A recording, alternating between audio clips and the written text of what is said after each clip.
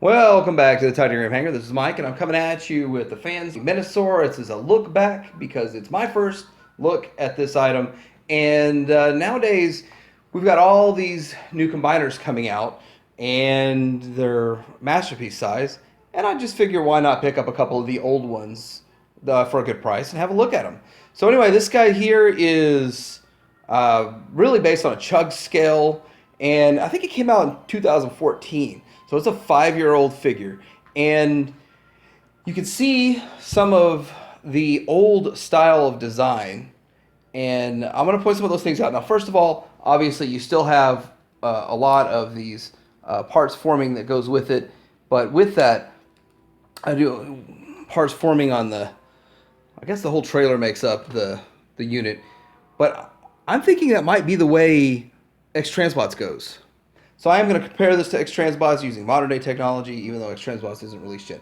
So it makes me wonder if Xtransbots is going to go this route. But then you look at the arms, and the way the arms work is just the same way the Combiner arms work.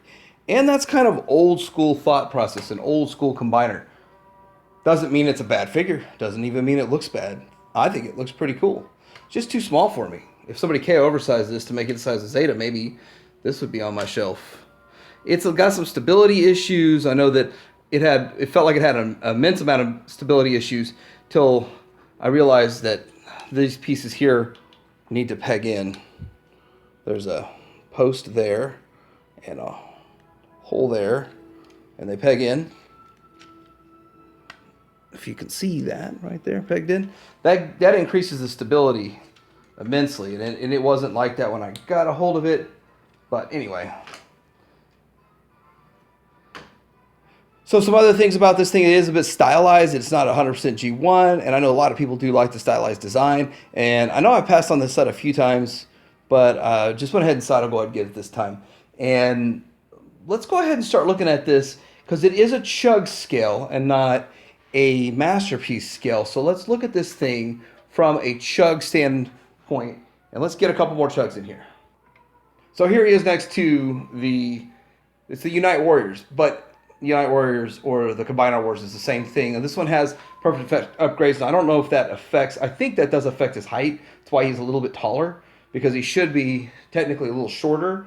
I think the third-party ones were slightly taller than Combiner Wars, but the actual figures themselves, the appendages and that, they are all much bulkier. So this is a much bulkier bot over here. And as you can see, getting this guy to stand is still hard, even with the upgrade kits. But which one do you think looks better? Right? I think this guy looks worlds better than that guy. But that guy was like a $100 figure, but then another 15 upgrades. And then this guy was like a $400 or $500 figure. So which one should look better? Obviously this guy.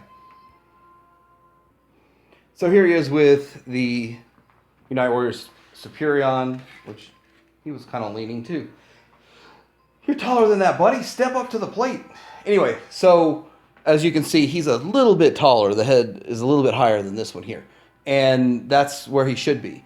And sleeker form. And I just think, like, he looks a whole lot better. I don't know if he looks $300 better, but he does look so much better. And if you still are in on the chug line, and if you are in on buying combiners for this size, well, this guy works. He works just fine. Now, I'm not currently in on the combiners this size. Yeah, I just picked this guy up to mess around with him, review him, fill with him, and my excitement towards the Xtransbots one releasing is starting to show. But there he is, and as you can see, I think Zeta's got the scale right. I think Fans Toys is going to be right in with Zeta, and some of the other ones are going to be right in there with Zeta on scale. I think that the 1 inch on difference between Zeta size and Xtransbot size is not going to be an issue to me. Now, through the magic of technology, we are going to compare this guy to Xtransbots version, and we're going to see how the Xtransbots version holds up. So as you can see, the Xtransbots one has a lot smoother lines. Now, I still don't know if these pictures are renders or an actual prototype, but I still believe that they're at renders at this point. And but this guy does look good. The Xtransbots one looks good. Less stylized, more G1, more of what I'm after, and the ability to clip the lower legs cars on the front of the back is a huge difference. And that's, I really think that does make a big difference when it comes to presenting your figures in G1. This particular one does not let you have that option, and this particular one is also no diecast. Now, there's no diecast really in Zeta, no diecast in this guy, so you're not getting the weight. So it doesn't really feel like you're getting $400 out of this guy when you buy this guy for $400 or 500, whatever he was MSRP. But still a cool figure. Now with the size of the Xtransbots, a lot of people are concerned about that one. So I do want to bring in something else. Here's how Xtransbots is going to scale to Superion. And yes, still through the magic of technology, we could do this. I don't think that looks bad. I don't think he's that far off. I think that Xtransbots is the one I'm going with.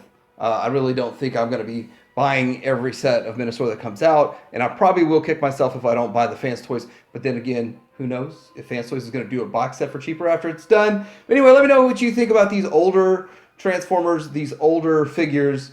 Let me know if you're possibly going to be still collecting the Chug line, the Chug scale. Like and subscribe, and Titanium Hanger out.